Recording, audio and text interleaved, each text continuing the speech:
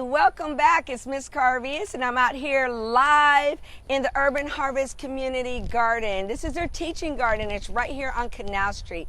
And we always love having a good time and having classes right outdoors because in Houston it's absolutely beautiful. So what I'm going to do is we're going to start talking about Presto Pesto. And it's going to be a really quick, fast recipe to make, perfect for summertime, because we're going to show you where our basil's located in our garden. We're going to show you how to propagate basil and then transplant basil that you get in your store. And then we're going to come back here and we are going to presto and make some pesto. All right, y'all ready for a little walkthrough? Okay, look at what's going on in our garden. We got our summer stuff is coming in, our peppers, our beautiful little flowers to make everything look beautiful, but also to bring in those pollinators. I love it. Oh, here's some beautiful basil right here, tucked right in. This is awesome because the basil, Genovese basil, likes a little bit of shade. It's going to be shaded by these sunflowers. And so I'm going to take some of, I'm going to do the tops because if you take off the tops, it'll have alternate shoots that'll go out and it'll keep your basil going. So I'm going to pop this top off right here, just like that.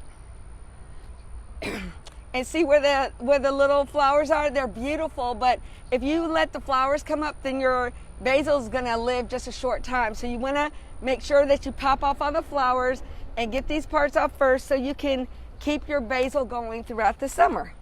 I'm going to use this one. Isn't that pretty? They're so light and wrinkly. I love it. Oh, there's some lemon basil. It's going to give my basil a nice little flavorful burst. I'm going to look for the ones I want to use. So I'm got my basil. I'm just going to hold it at the end. I'm going to rinse with cold water. Make sure it's cold. You don't want to bake or cook your basil. Some people like to put it in a salad spinner. If you don't have a salad spinner, you can just wrap it up in some paper towels very gently and woo! Shake it out. So I'm going to take all the basil leaves off all the way to the top, leaving just a few at the top to catch some sunshine. Okay, that's it. And if you look closely right here, you can see there's like 1, 2, 3 nodes. Now, this is important because all the hormones are right here. They come down the shoot and they go here. This is how a plant starts to propagate and the roots come out. So what I'm going to do here is I'm going to take my shears and I'm just going to chop off the bottom. Save this for later. So now it's ready to stick in some water. This is like my little bouquet. And what I'm going to do first is I'm going to take garlic and I'm going to remove the skins. So I'm going to press down, smash to remove the skin. And because I'm making just enough pesto for Carol and I to snack on today, I am going to just cut off a little bit. Now this is where you can go really, really wrong with the pesto. Garlic is very, very strong.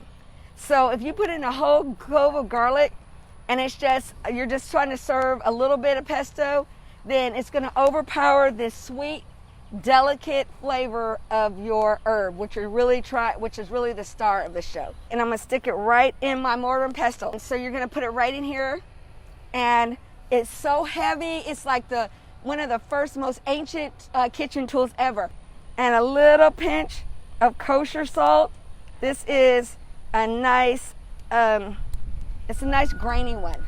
You don't want to get the fine one. Pine nuts are the traditional nuts that you're going to use. They're nice and buttery. So I'm just going to take a handful of these because I'm not making a lot of pesto.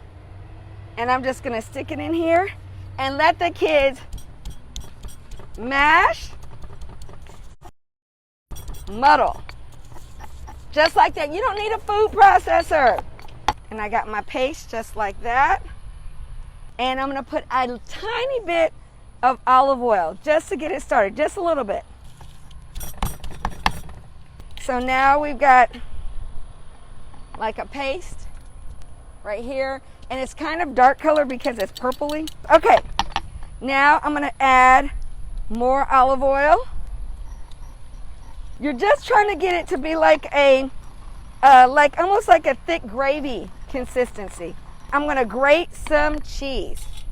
So get you a good Parmesan cheese, a block of cheese, and then get you a good a box grater.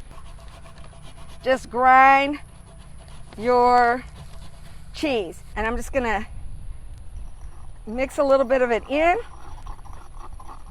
You can put as little or as much as you want.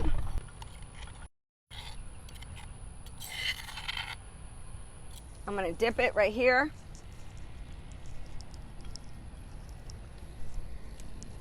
Here's the taste test. You're not going to want to make pesto any other way. I mean, just there's something to it when you just put your love and your energy into something. And with a mortar pesto, so easy. A good way to get kids all into it. Let me get the other end so I'm not double dipping. Oh my gosh. Red pesto, I take a couple spoonfuls of pestos, toss it into spaghetti, fettuccine, capellini, put some chicken in it or some tofu, whatever floats your boat. A little Parmesan, a little squeeze of lemon, and that's a perfect meal, and it's so inexpensive.